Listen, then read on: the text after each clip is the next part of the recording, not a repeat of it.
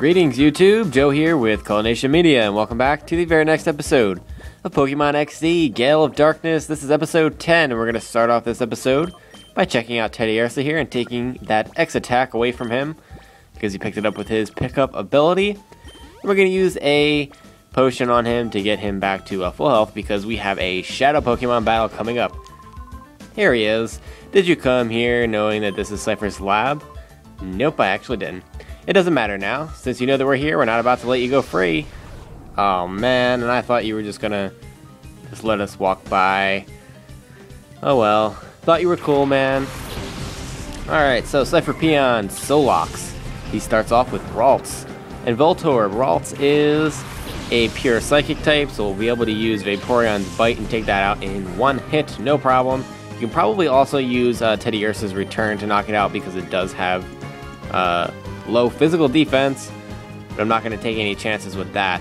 The danger here is Voltorb, because it is very, very fast. It's probably faster than anyone on your team, except for maybe Espeon or Jolteon. Other than those two, chances are it's going to be faster. Ralts goes down in one hit as expected. And what was I saying? Oh yeah, brain fart there. Voltorb's real danger comes, well, I guess it has two dangers, or three dangers, or five. No, I'm just kidding. It does have a 50% chance of having the static ability, so if you try to hit it with physical moves or moves that will, I guess, touch it, you have a good chance of getting paralyzed there. And if you included speed, I guess that's another thing. But it also has access to the move Sonic Boom, which you saw it use a few minutes ago. And that automatically does 20 HP of damage. I don't know why I can't think of anything today. I'm really, really brain dead. It's been a while since I've done some recordings, so maybe that's why. But anyway, yeah, the Sonic Boom can be kind of deadly, because 20 HP at this part of the game is actually a lot of damage, so be careful. Alright, and here's going to be the Shadow Pokemon for this battle. We have Numel. And he's going to be a Fire and Ground type Pokemon, so do not attack it with Water type moves, because they are 4 times effective. I mean, it's just going to knock him out in one hit, so don't do that. We don't want to kill him. He's nice. He's so cute. Bagon, by the way, is a pure Dragon type. You do not have anything that can fight off Dragon types at this point. Even with Sveal, I don't think he knows any Ice type moves, so you're pretty much screwed. The only other thing that would be good on Dragons would be Dragon types, and obviously we don't have anything of that nature yet. The Return did some pretty good damage on Numel, got him down to a reasonable amount of health. And let's see, I think I'm going to go for the Sand Attack and Lick and try to get him paralyzed. If that doesn't work, then I'm guessing I'm just going to have to try to catch him anyway. He's not that difficult to catch, especially because he's not an evolved Pokemon, so you don't really have to worry about that. And he's down in the red now anyway, so we should be good to go. Shadow Blitz. Oh, he missed. Awesome. Sand Attack actually worked for once. Holy crap. Alright, we're going to use one of our many, many Pokeballs that we have after buying 1,000,000 at, whatchamacallit, Gate Village. I swear, I can't think of anything today. I am retarded. Okay, so that should catch Numel better. There we go.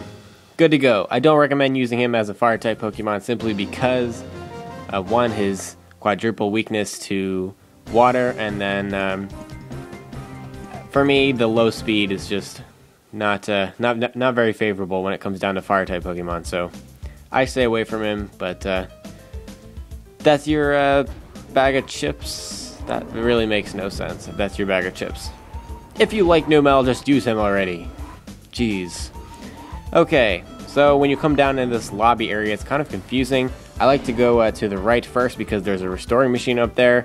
You don't have to battle anyone to get access to it, but you are going to have to battle a Cipher Peon in order to get the item that's in that chest over there, and I actually don't remember what it is, so I'm just going to do it anyway. Hold it, if you want to pop open that chest, you'll have to beat me first.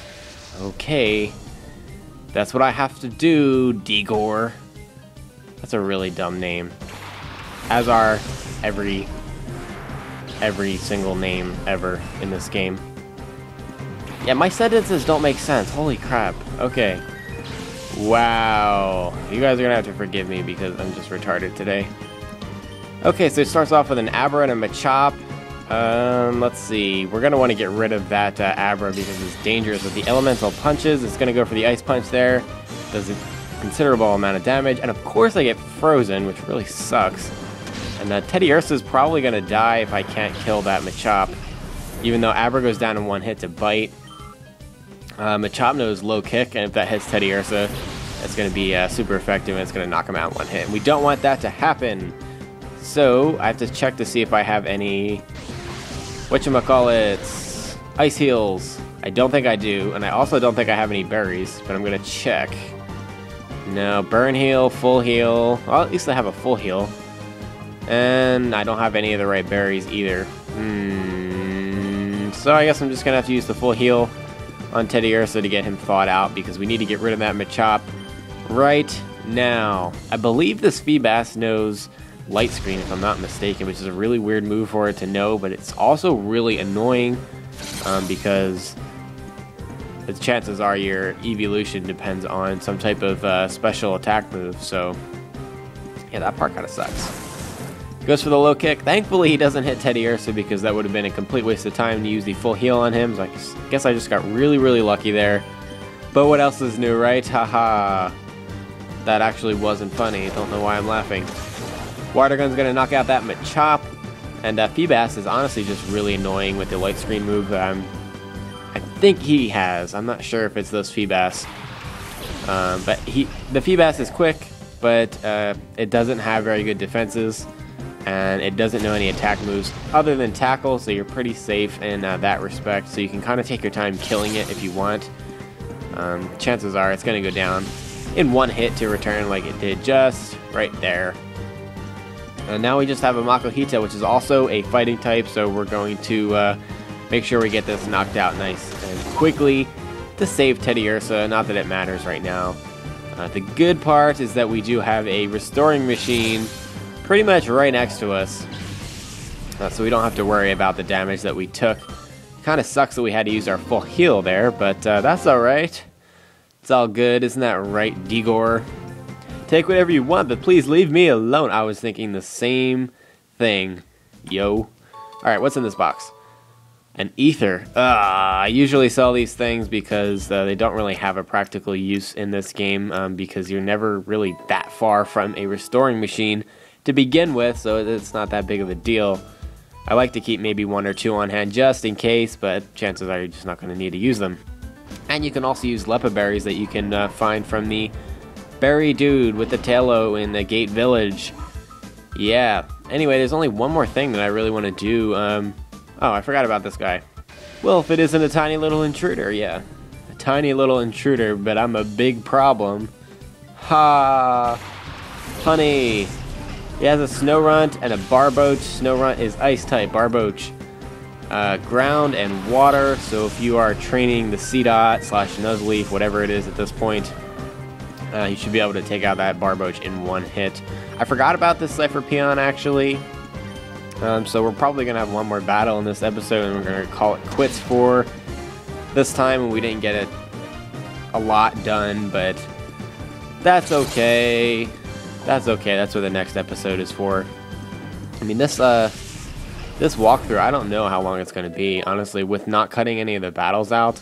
I mean, I'll still do off-screen stuff, obviously, and I'll kind of explain that to you a little bit later on, but I'm thinking it's gonna be, I mean, ballpark 75 to 100 episodes. We'll see if that actually is a vast overestimation, but I kind of want to show everything, so we'll see.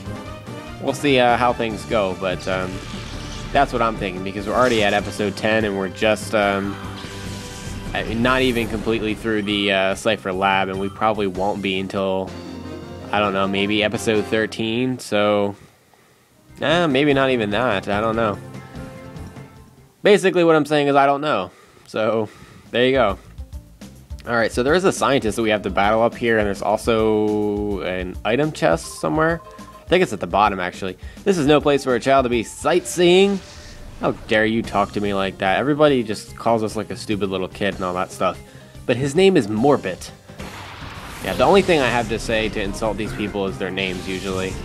But I think it's pretty justified because their names are completely ridiculous. Just about all of them. There's a couple that I wish my parents named me, but that's okay. Spoink and Lotad here. Spoink is going to be a psychic type, so you can use Bite, but it does have extremely high special defense. So you're probably not going to knock it out in one hit with Bite, as I did not right there. Did get the flinch though, so that's pretty cool, like that. And I wanted to get rid of that Spoink because he's annoying, so I attacked him with Teddiursa as well. Awesome! Oh, my voice just really cracked right there. Teddiursa, Grid level 19, he's trying to learn Fake Tears, which basically lowers the opponent's special defense by 2 levels. So yeah, and by basically I mean that's what it does. Lotad goes for the Growl. It's going to lower our attacks, which is really annoying. I hate that move so much. I hate it so much.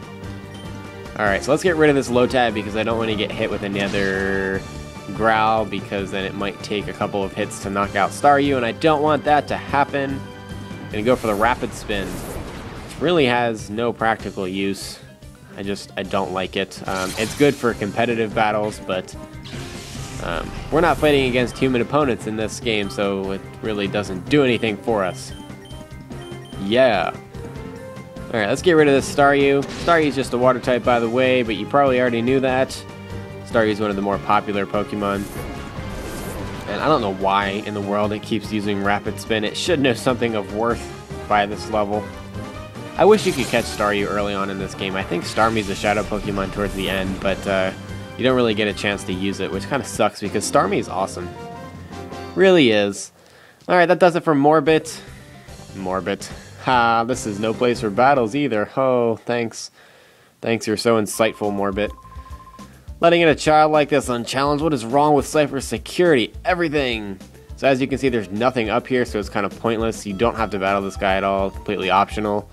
There's nothing in here that you actually have to get, but there is an item chest down here with 3 super potions, which is super duper useful. Yo. But I'm going to call it quits this time. Thank you very much for watching. And the next episode, we're going to continue on through the Cipher Lab. Thanks for watching. Stay tuned for episode 11. Game on.